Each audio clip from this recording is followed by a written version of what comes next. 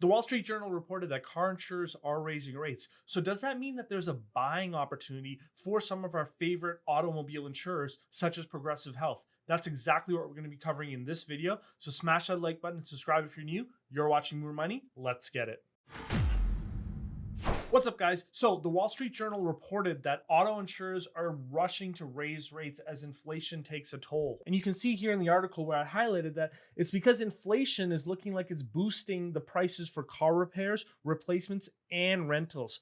Also, people are getting back to work. Traffic is at or near pre-pandemic levels across the US, and so accidents have risen from their lockdown level lows. And I guess what's really happening is this is a story of inflation.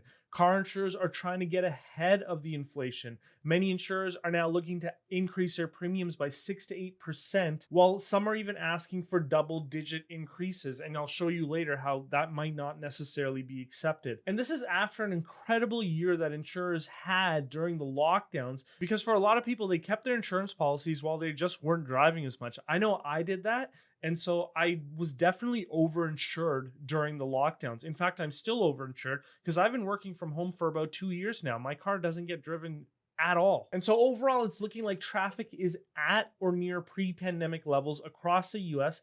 And it looks like the accidents, of course, have risen from their lockdown level lows, which makes sense. You got more cars on the road, you got more opportunities for crashes. In fact, I would personally think that accidents would be even higher because if you have people who haven't driven for a year and now all of a sudden they're back in traffic conditions and they're in the wintertime, I would think that the accidents would be even higher, but it looks like it's just at the same levels that it was. And of course, more accidents now for insurers mean that replacement cars are more expensive because used car prices have soared due to the semiconductor chip shortages, which have reduced the supply of newer cars. Now, add to that further impacts from the supply chain crunch. It's actually taking auto body shops longer to fix cars because of delays in obtaining replacement parts. So insurers are paying more for rental car days, and car parts are also costing more. So insurers are getting hit from every direction right now. And this is the point that I was trying to make before.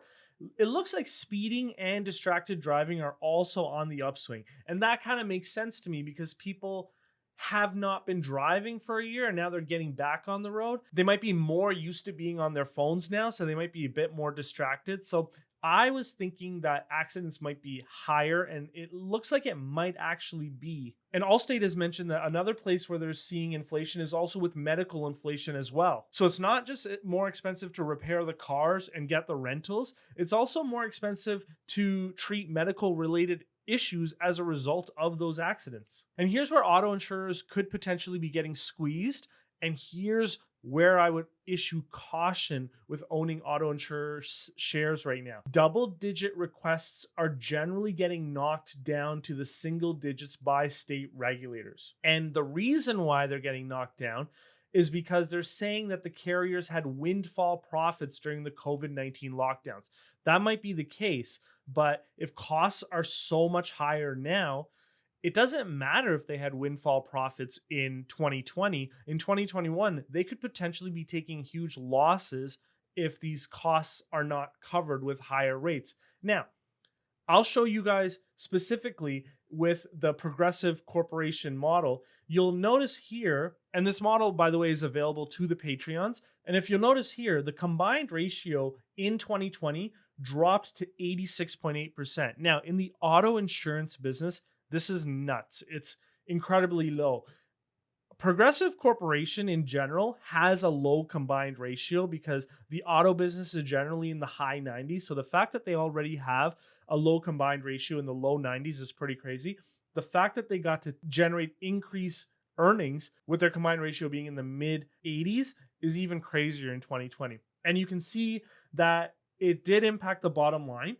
In 2020, their EPS jumped by 44% to almost $10 a share.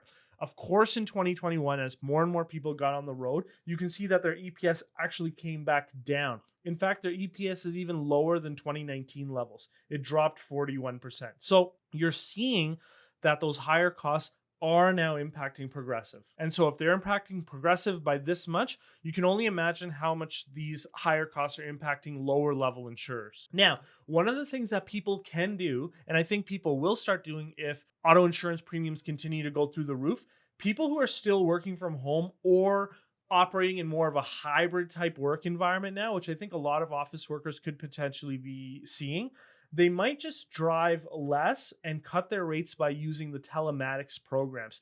Now, essentially what telematics does is it tracks your usage, your speed, how heavy you brake the car, all of that stuff. And so there are some insurance companies that offer premium reductions of up to 25% or more to the best drivers. So that's a way for insured people to bring their premiums down. So again, people working hybrid work environments using telematics type programs might not necessarily be a good thing for net premium revenue growth for insurers. The other thing is, in the hybrid work environment world, do the per kilometer insurers become the insurer of choice for people who are looking to reduce their insurance premiums? Now, like I said before, I feel that I'm overinsured because I'm not driving nearly as much as I did pre-pandemic, and I'm still paying the same rates that I was pre-pandemic. So I would be a candidate, and it's something that I will look into, of a per kilometer insurance policy. And so I think more and more people might be looking into that. Now, as you can see, I modeled in the higher costs for Progressive into the model. And once again, you guys can get that from the Patreon at the $5 a month tier. And so from the model, you can see that I'm forecasting EPS for 2022 to be at $4.50 a share. That's a decline from 2021, and of course a decline from 2022's high. And it looks like I'm not the only one who's thinking about Progressive's results being this way. The average analyst estimate is $4.67 on an EPS level. So even they're saying that Progressive is not gonna get the premium increases that are gonna suffice for the additional costs that they're gonna incur in 2022. So what does that mean for my valuation? Well, if I use a 20 times multiple for my valuation, which you can see highlighted here, that is a higher than historic multiple for Progressive.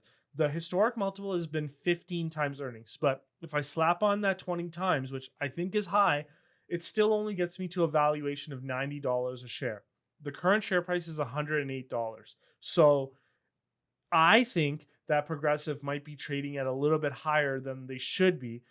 That being said, if you bring that multiple down to 15 times earnings, which is probably where I'd want to buy Progressive, you can see that the share price that I would require to purchase this company is a lot lower. So overall, we'll see how this plays out. But my initial reaction was that if insurers are raising rates, this could actually potentially be very good for Progressive. But once I modeled it through and brought everything down to the bottom line, it actually looks like it's the opposite of that. So we'll see what happens going forward, but I'm not a buyer of Progressive at these levels. So let me know what you guys think in the comments below. Also, guys, if you guys haven't seen it already, I made a free course that you guys can access on how to review Alibaba's Q3 results much quicker than you normally would have. And that video you can get to right here.